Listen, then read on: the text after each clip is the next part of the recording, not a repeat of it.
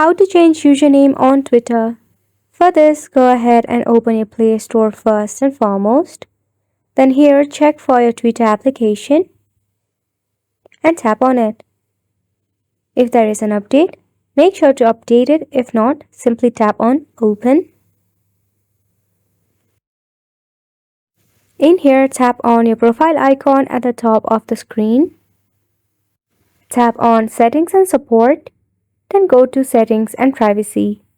From here, tap on Your Account. Then select Account Information. Tap on Username. Now go ahead and make a necessary update to your username. For an example, I have written here. Then just tap on Done.